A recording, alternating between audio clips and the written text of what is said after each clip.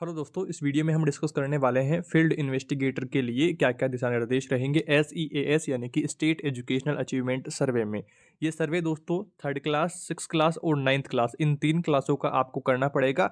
उन क्लासों का आपको टेस्ट लेना पड़ेगा। काफ़ी स्टूडेंट्स के ये डाउट भी है कि हमें हमारी खुद की एग्जाम रहेगी या फिर हमें बच्चों की एग्जाम लेनी है। तो यहाँ पर दोस्तों आपको बच्चों की एग्जाम लेनी है। आप टीचर के रूप में वहाँ पर रहेंगे, इन्वेस्टिगेटर के रूप में वहाँ पर रहेंगे। तो ये बात आपको क्लियरली ध्यान में रखनी है। और इसको लेकर के दोस्तों जितनी इन्फॉर्मेशन हो सकती थी मैंने पिछले वीडियोज़ में आपको दी है, बट यहाँ पर दोस्तों हम बात करेंगे जो पीडीएफ आपके लिए आई है, आपके निर्देशों के लिए, आपके लिए जो इंस्ट्रक्शंस है, उनको हम इस वीडियो में डिस्कस करने वाले हैं डिटेल में, जिससे आपके सारे डाउट्स अच्छी तरह से दूर हो जाएंगे। तो वीडियो को पूरा देखिएगा और चैनल पर नए हैं तो सब्सक्राइब कर लीजिए इसी तरह के और इंपॉर्टेंट वीडियोज़ के लिए। सबसे पहले मोहन भाई का धन्यवाद, जिन्होंने हम तक ये पीडीएफ पहुँचाई, उनको दिल से धन्यवाद। हम दोस्तों अब बात करते हैं इस पीडीएफ के बारे में। और देखिए यहाँ पर सबसे पहले हम बात करेंगे सर्वेक्षण पूर्व गतिविधियाँ आपको क्या ध्यान में रखनी होगी, यानी कि टेस्ट जो स्टार्ट होगा बच्चों को, उससे पहले आपको क्या क्या ध्यान में रखना है। तो देखिए डीएलसी बीएलसी द्वारा जो आयोजित प्रशिक्षण कार्यालय है उसमें आपको भाग लेना पड़ेगा, जो कि स्कूल अलॉटमेंट आपको हुआ है उसमें, जो कि सैंपल स्कूल का जो नाम है, उसका पता, जो उसका यूडीआईसी कोड है, वो टेस्ट संचालन वगैरह जो है मॉड्यूल को प्राप्त आपको करना पड़ेगा। और टेस्ट जो आपके लिए सैंपल स्कूल आपको मिली है तो उस स्कूल में आपको जाना पड़ेगा। और यहाँ पर तीसरा इंस्ट्रक्शन आप देख रहे हैं कि जिला स्तरीय समन्वयक से पुष्टि करना पड़ेगा कि संबंधित स्कूल के प्रधान शिक्षक प्रधानाचार्य को मूल्यांकन के दिन और दौरे के उद्देश्य के बारे में पहले से ही सूचित कर दिया गया है। और चौथा बिंदु है कि प्रशिक्षण मैनुअल को ध्यान में पढ़ना तथा आवश्यकता होने पर डीएलसी बीएलसी से स्पष्टता की मांग करना। मेन आपको ध्यान रखना है कि आपके कॉलेज में आपके लिए लिस्ट आ गई है जिसमें सेलेक्टेड जो स्टूडेंट्स हैं उनको भाग लेना है, जो स्कूल अलॉट उनको हुई है।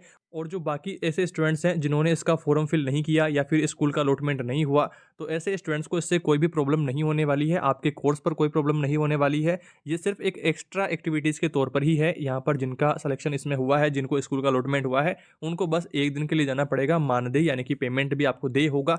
पेमेंट कितना दिया जाएगा इसकी दोस्तों कंफर्म जानकारी नहीं है, बट आपको पेमेंट दिया जाएगा ये पता है। तो आपको इस बारे में अगर आपके कॉलेज से या फिर आप जिस स्कूल में आपको अलॉटमेंट हुआ है वहाँ से अगर आपको कोई जानकारी मिली है तो कमेंट में आप बता दीजिएगा, मैं पिन कर दूंगा ताकि सभी स्टूडेंट्स को इस बारे में पता लगे। अब इन इंस्ट्रक्शंस में देखिए प्रथम दिवस यात्रा और द्वितीय दिवस यात्रा 2 दिन का काम बता रहे हैं, but most of the schools वो वहाँ पर रहेंगे, उनमें सिर्फ एक ही दिन आपको बुलाएंगे जिसमें टेस्ट वगैरह जो है सुबह थोड़ा सा जल्दी बुला करके आपका काम कर देंगे। प्रथम दिवस यात्रा में देखिए क्या लिखा है कि संस्था प्रधान और कक्षा 3, 6, 9 को अध्यापन कराने वाले अध्यापकों से मिलकर के विद्यालय की जो प्रश्नावली एसक्यू और अध्यापन जो प्रश्नावली है उनको भरेंगे और सारा निरीक्षण वगैरह करेंगे। ये सब काम आप सुबह जल्दी जा करके भी दूसरे दिन भी कर सकते हो। तो एक ही दिन जाना पड़ेगा वहाँ पर मोस्ट ऑफ द स्कूल्स में। कुछ स्कूल जो ज़्यादा ही रूल्स को फॉलो करती है तो वो आपको 2 दिन भी बुला सकती है। थोड़ा सा डाउट आपको यहाँ पर क्लियर रखना है। इसके बाद में दूसरा बिंदु यहाँ पर देखिए, जो आपका आकलन दिवस रहेगा जिसमें कक्षा 3 के निर्देशों की बात करते हैं।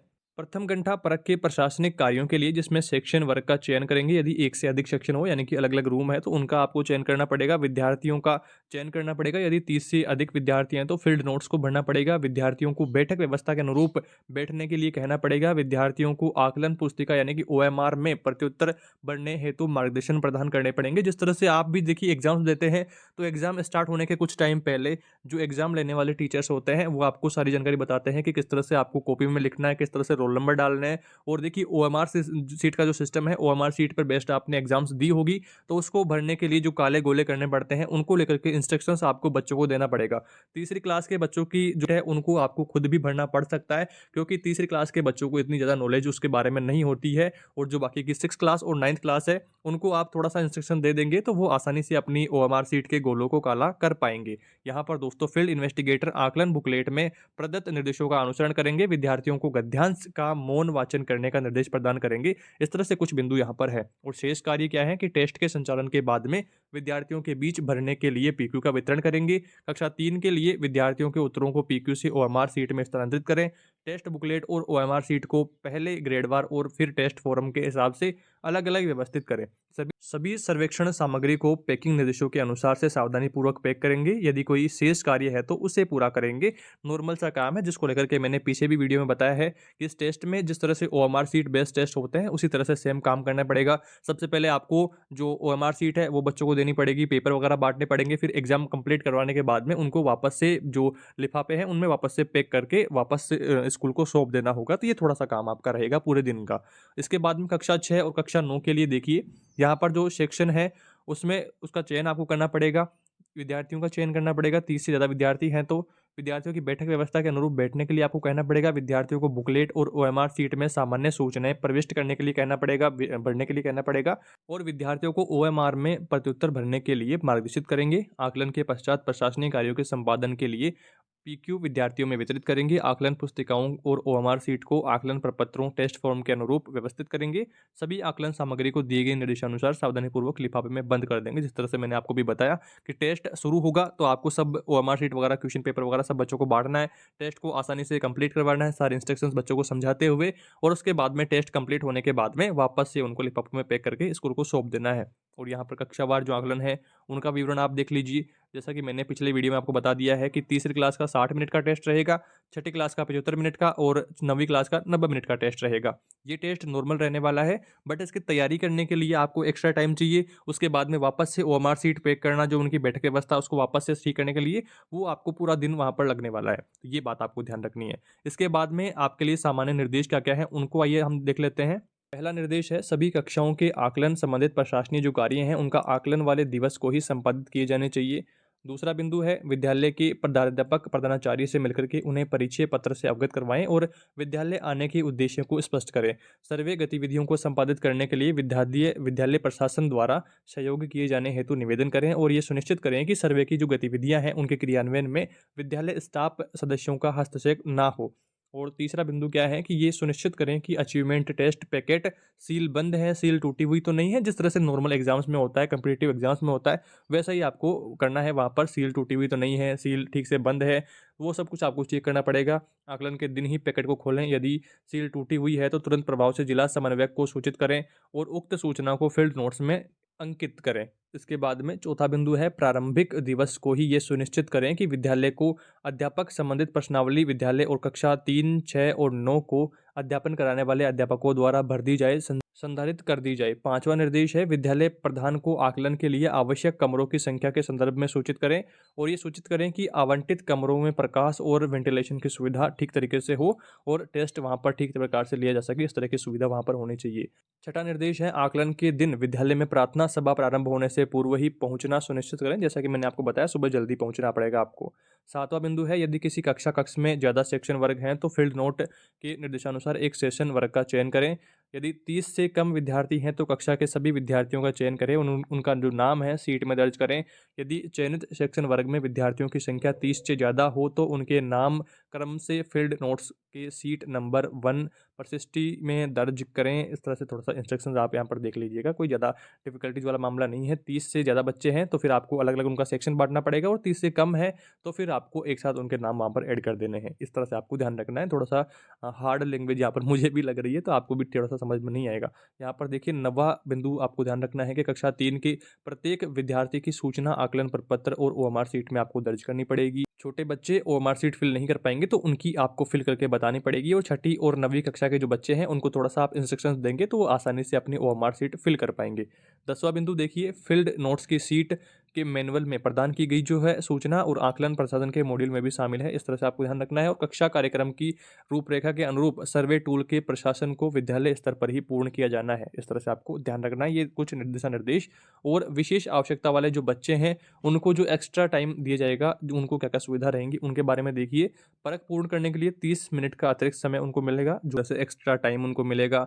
लिपिकार की सुविधा, अगर मान लीजिए कि वो देख नहीं सकता है तो उसको लिपिकार की सुविधा प्रदान की जाएगी।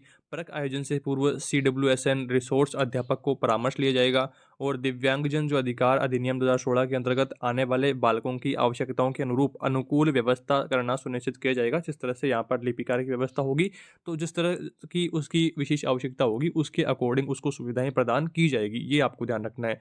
और दिव्यांगता के प्रकार भी यहाँ पर दिए गए हैं कि किस किस प्रकार के दिव्यांगता वहाँ पर रह सकते हैं। तो LD यानी कि लोकोमोटर दिव्यांगता, और VI मतलब दृश्य दिव्यांगता, HI श्रवण दिव्यांगता, S&LD भाषण यानी कि भाषागत दिव्यांगता, और 5वां बिंदु है ID यानी कि बौद्धिक दिव्यांगता। छठा है अदर D यानी कि अन्य दिव्यांगता कोई हो सकती है। ये सुनिश्चित करें कि OMR सीट में आवश्यक कोड भर दिए गए हों, संधारित कर दिए गए हों।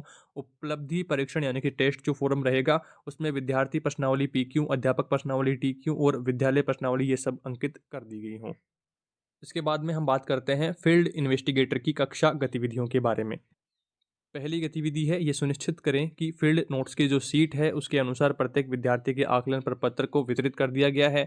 आकलन आयोजित करने के लिए आकलन प्रशासन मैनुअल में प्रदत्त निर्देशों का पालन किए जाए। उदाहरण के रूप में दिए गए प्रश्न को पढ़ करके और श्यामपट्ट की सहायता से समझाएं समझाएं और विद्यार्थियों को सही उत्तर कैसे चयनित करना है उसके बारे में बताएं। चौथा बिंदु है कक्षा 3 के विद्यार्थियों को आकलन पुस्तिका में सही उत्तर चिन्हित करने तथा कक्षा 6 और कक्षा 9 के विद्यार्थियों को सही उत्तर वाले विकल्प के गोले को भरने के लिए मार्गदर्शित आपको करना पड़ेगा। और पांचवा बिंदु है विद्यार्थियों को उपरोक्त आकलन प्रपत्र जो भरने के संबंधित निर्देशों की संबंध में किसी तरह का प्रश्न पूछने के लिए अपने हाथ ऊपर करने के लिए कहेगा। अगर उनको कोई भी दिक्कत रहती है तो आपसे पूछे, इस तरह से आप उनको बताएंगे।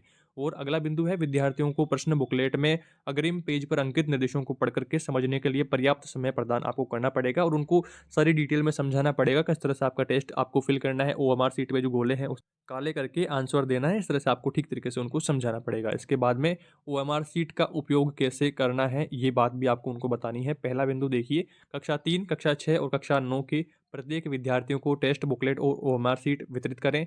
जहाँ कहीं आवश्यकता है वहाँ पर कैपिटल लेटर्स बड़ी वर्णमाला का उपयोग करने के लिए विद्यार्थियों को मार्गदर्शित करें। मतलब जहाँ पर भी कैपिटल में लिखना होगा तो वहाँ पर लिखा होगा कि यहाँ पर कैपिटल में लिखें। आपने कुछ भी आप जब एग्जाम्स के फॉर्म फिल करते हैं ऑनलाइन या फिर ऑफलाइन तो वहाँ पर मतलब कि कोष्टक में लिखा होता है आपको कैपिटल फिल करना है, या फिर अगर आपको नॉर्मल फिल आप किसी भी तरह से कर सकते हैं तो वहाँ पर कुछ नहीं लिखा होगा। और अगर आपको स्पेशली कैपिटल में फिल करना होगा तो कोष्टक में लिखा होगा कि कैपिटल में फिल करें, तो आपको वो ध्यान रखना है। आगे देखिए नेक्स्ट बिंदु, फील्ड इन्वेस्टिगेटर ये सुनिश्चित करेगा कि टेस्ट प्रारंभ होने से पूर्व टेस्ट बुकलेट व ओएमआर सीट में संपूर्ण आवश्यक प्रविष्टियां सही तरीके से इंद्रजात हो गई है, सही तरीके से भर दी गई है। जैसा कि आपकी नॉर्मल एग्जाम्स में हुआ करता है कि सारी जो प्रविष्टियां हैं उनको फिल करने के बाद में ही नॉर्मल जो डिटेल्स हैं, रोल नंबर वगैरह वो सब कुछ, और वो फिल करने के बाद में ही टेस्ट स्टार्ट होगा, तो वो सब कुछ आपको चेक करना पड़ेगा। विद्यार्थियों को ओएमआर सीट में प्रत्युत्तर चिन्हित करने के लिए मार्गदर्शित करना है कि किस तरह से उनको आंसर देना है, वो भी आपको बताना है। विद्यार्थियों को ओएमआर सीट काला या फिर नीला बाल पेन से भरने के लिए आपको कहना है। अगला बिंदु है विद्यार्थियों को यह बताएं कि एक बार गोला भरने के उपरांत किसी तरह का सुधार या फिर काट छांट करने की अनुमति नहीं होगी। 4 जो गोले हैं उनमें से आपको एक गोला भरना है, फिर उसके बाद में कोई भी उसमें बदलाव नहीं होगा। पहले ही आपको सोच समझ करके भरना है कि कौन सा उत्तर सही है। उसके बाद में अगर काट छांट करेंगे तो फिर वो उत्तर गलत हो जाएगा, पूरा प्रश्न ही गलत हो जाएगा। तो वो आप सब जानते हैं, आपने एग्जाम्स दी है तो उसी तरह से बच्चों को समझाना है। आगे देखिए, फील्ड इन्वेस्टिगेटर यह सुनिश्चित करें कि ओएमआर सीट को मोड़ना नहीं चाहिए, उसको साफ सुथरा रखना है। ये सब बातें उनको बतानी है। फील्ड इन्वेस्टिगेटर कक्षा के सभी विद्यार्थियों से टेस्ट बुकलेट और विद्यार्थी प्रश्नावली विद्यार्थियों को छोड़ने से पूर्व संकलित करना सुनिश्चित करेगा। यानी कि विद्यार्थियों को जो कक्ष हैं जहाँ पर टेस्ट हो रहा है उससे बाहर जाने से पहले ही सारी ओएमआर सीट को कलेक्ट कर लेना है। कई बार जल्दबाजी के करते बच्चे बाहर चले जाते हैं ओएमआर सीट को लेकर के ही, तो फिर उसमें दिक्कत आ जाती है। तो सबसे पहले आपको ओएमआर सीट को टेस्ट पूरा होने के बाद में कलेक्ट करना है और उसके बाद में ही बच्चों को जाने देना है। तो ये नॉर्मल इंस्ट्रक्शंस आपको ध्यान रखना है। सर्वे के बाद की गतिविधियों के बारे में, पहला बिंदु है फील्ड इन्वेस्टिगेटर प्रत्येक कक्षा की शेष प्रविष्टियों का फील्ड नोट्स में लिखेगा। और दूसरा बिंदु है कक्षा 3 के विद्यार्थियों के टेस्ट बुकलेट में अंकित जो प्रत्युत्तर हैं उनको ओएमआर सीट में अंकित करेगा। तीसरा बिंदु है फील्ड इन्वेस्टिगेटर यह सुनिश्चित करें कि टेस्ट बुकलेट जो है उनमें ओएमआर सीट और फील्ड नोट्स के कोड समान होने चाहिए। चौथा बिंदु है टेस्ट बुकलेट्स प्रश्नावली पीक्यू टीक्यू जो एसक्यू वगैरह है, ओएमआर सीट और फील्ड नोट्स सभी की प्रविष्टियों का पुनः जांच करना सुनिश्चित करें। पांचवा बिंदु है सर्वे सामग्री में कक्षानुसार पैकिंग के लिए दिए गए दिशा निर्देशों के अनुसार सही सामग्री को पुनः पैक करना सुनिश्चित करें। छठा बिंदु है फील्ड इन्वेस्टिगेटर को सभी सामग्री की गणना करने के उपरांत ब्लॉक स्तरीय समन्वयक के पास आवश्यक रूप से जमा कराना होगा। सातवां बिंदु है फील्ड इन्वेस्टिगेटर सभी गतिविधियों का पुनः जांच करके यह सुनिश्चित करें कि सभी गतिविधियां जो टेस्ट प्रशासन है उनके मॉड्यूल में प्रदत्त जो चेकलिस्ट है उसके अनुसार संपादित की गई है या उनमें कुछ गड़बड़ है, वो सब कुछ आपको चेक करनी पड़ेगी। और आठवां बिंदु है फील्ड इन्वेस्टिगेटर भुगतान प्राप्त करने के लिए प्रतिपूर्ति आवेदन पत्र जमा करेगा। तो इस तरह से आपको कंप्लीट ये जो सर्वे के बाद की गतिविधियां हैं उनको फॉलो करना पड़ेगा। और अब लास्ट में हम बात करते हैं गतिविधियों की सूची के बारे में। देखिए, सबसे पहला पॉइंट आपको ध्यान रखना है, जिला ब्लॉक समन्वयक द्वारा आयोजित जो प्रशिक्षण कार्यशाला में उसमें आपको भाग लेना सुनिश्चित करना है। दूसरा बिंदु है प्रशिक्षण कार्यालय को समाप्ति के बाद में फील्ड इन्वेस्टिगेटर जिला समन्वयक से परिचय पत्र, मनोनीत सैंपल नमूना, विद्यालय का नाम, UDICE कोड सहित और टेस्ट प्रशासन को मैनुअल को प्राप्त करना सुनिश्चित करें। तीसरा बिंदु है जिला समन्वयक से यह जानकारी प्राप्त कर लें कि संबंधित जो विद्यालय है उसके संस्था प्रधानाचार्य को आकलन के दिवस की सूचना और विजिट करने के उद्देश्य से अवगत करवा दिया गया है।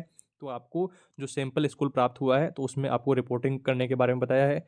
चौथा बिंदु है प्रशिक्षण मैनुअल को सावधानीपूर्वक पढ़ना है और किसी बिंदु पर स्पष्टीकरण हेतु जिला ब्लॉक समन्वयक से संवाद आपको करना है, उनसे बातचीत करनी है कोई भी आपको दिक्कत समस्या आती है तो। पांचवा बिंदु है प्रशिक्षण के दौरान 2 दिवस के कार्यक्रम में प्रदत्त निर्देशों और जिला या फिर ब्लॉक समन्वयक से प्राप्त परिचय पत्र और टेस्ट प्रशासन मैनुअल सामग्री सहित आपको आवंटित सैंपल विद्यालय में पहुंचना सुनिश्चित करें। छठा बिंदु है संस्था प्रधान से मिलकर के उन्हें अपना परिचय पत्र दिखाएं और अपने विजिट करने के उद्देश्यों को स्पष्ट करें और सर्वे गतिविधियों में सहयोग करने का आग्रह करें और साथ ही यह सुनिश्चित करें कि विद्यालय प्रशासन के सदस्य इस सर्वे गतिविधियों के क्रियान्वयन में शामिल नहीं हो, जिनका उसमें नाम है वही सिर्फ वहां पर टेस्ट लेने में भागीदारी निभाएं।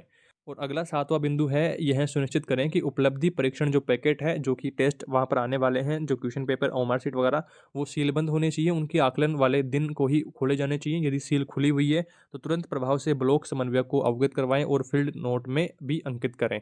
आठवां बिंदु है प्रथम दिवस को यह सुनिश्चित करें कि SQ विद्यालय जो प्रश्नावली है वह TQ जो अध्यापक प्रश्नावली है विद्यालय प्रधान और कक्षा 3, कक्षा 6, कक्षा 9 के अध्यापन कराने वाले जो शिक्षक हैं उनके द्वारा भरी जाए और विद्यालय प्रधान से विद्यार्थियों के आधार नंबर प्राप्त करें। नौवां बिंदु है संस्था प्रधान को इस बात से अवगत करवाएं कि आकलन के लिए कितने कमरों की आवश्यकता है, जितने बच्चे हैं उसके अनुसार कि ठीक तरीके से वो बैठ जाएं, तो जितने कमरों की आवश्यकता है उनके बारे में बताएं और साथ ही यह सुनिश्चित कर लें कि आवंटित जो कमरे हैं उनमें पर्याप्त प्रकाश होना चाहिए और विद्यार्थियों की बैठने की व्यवस्था भी ठीक तरीके से वहाँ पर होनी चाहिए, तभी वो टेस्ट पूरा कंप्लीट वहाँ पर हो पाएगा, बच्चे आसानी से टेस्ट दे पाएंगे।